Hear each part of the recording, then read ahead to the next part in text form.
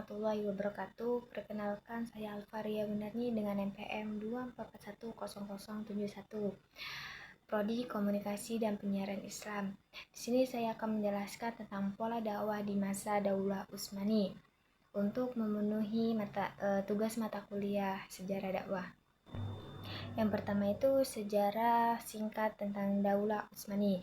Daulah Utsmaniyah atau Kekaisaran Ottoman berdiri pada tahun 1299 Masehi oleh Utsman bin Ertugrul di Anatolia dan berkembang dari kerajaan kecil menjadi kekuasaan besar yang menguasai wilayah Asia, Eropa, dan Afrika.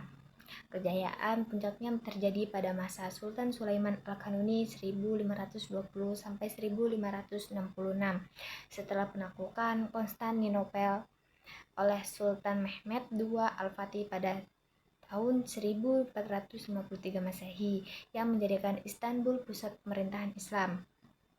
Namun kekaisaran ini kemudian mengalami kemunduran akibat konflik internal, korupsi, serta tekanan dari bangsa Eropa, kekalahan dan perangan dunia yang menyebabkan runtuhnya Utsmaniyah.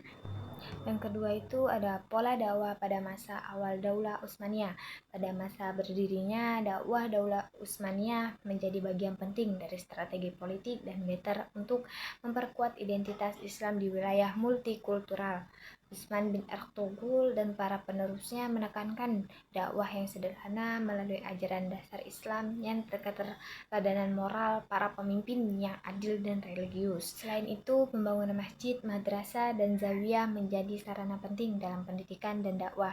Pola dakwah yang menyatu antara aspek spiritual, sosial, dan politik ini menjadi fondasi kuat bagi penyebaran Islam dan kejayaan Daulah Utsmaniyah di masa kelanjutannya. Yang ketiga ada perkembangan pola dakwah pada masa kejayaan Daulah Utsmaniyah. Pada masa kejayaan Daulah Utsmaniyah, pola dakwah berkembang secara sistematis dan terorganisasi seiring dengan kemajuannya militer, politik, dan ekonomi. Dakwah tidak hanya fokus pada ajaran agama, tetapi juga mencakup pendidikan, ilmu pengetahuan, seni, dan budaya. Negara mendirikan banyak madrasah yang mengajarkan ilmu agama dan umum, menjadikan dakwah sebagai sarana mencerdaskan umat. Seni, arsitektur, kaligrafi, musik, dan sastra juga digunakan sebagai media dakwah yang indah dan menyentuh. Yang keempat itu ada strategi dan metode dakwah yang digunakan. Strategi dan metode dakwah Daulah Utsmaniyah bersifat fleksibel dan menyeluruh, mengintegrasikan kekuatan politik, sosial, spiritual, dan intelektual untuk memperluas pengaruh Islam di wilayah yang beragam.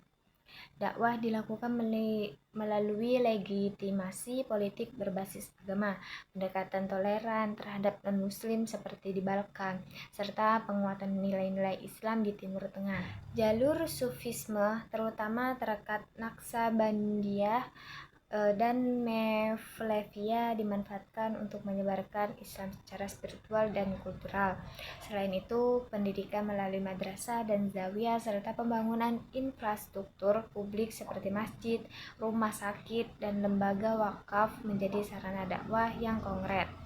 Yang kelima itu ada peran ulama dan institusi keagamaan dalam dakwah. Ulama dan institusi keagamaan berperan sentral dalam dakwah Daulah Utsmaniyah, berfungsi sebagai penasehat sultan, pendidik masyarakat, serta penjaga nilai-nilai Islam dalam pemerintahan. Madrasah dan pesantren menjadi pusat pendidikan dan kaderisasi ulama yang didukung oleh sistem wakaf. Sementara terakhir ada dampak dakwah terhadap kehidupan sosial, politik, dan budaya. Dakwah Daulah Utsmaniyah memberikan dampak besar dalam bidang sosial, politik, dan budaya. Secara sosial, dakwah membutuhkan persaudaraan, toleransi, dan keharmonisan antar umat beragama melalui teladan dan kebijaksanaan instruktif. Dalam politik, Islam menjadikan dasar legitimasi kekuasaan sultan sekaligus memperkuat penerapan syariah, menciptakan stabilitas dan kesatuan umat. Di bidang budaya, dakwah melahirkan karya seni, sastra, dan arsitektur bernuansa Islami yang memperindah sekaligus memperkuat identitas Islam. Melalui pendidikan Utsmaniyah menghasilkan ulama dan cendekiawan yang memperkaya ilmu pengetahuan Islam, sementara aktivitas perdagangan turut menjadi sarana penyebaran dakwah secara global. Itu saja yang bisa saya sampaikan. Saya akhiri. Wassalamualaikum warahmatullahi wabarakatuh.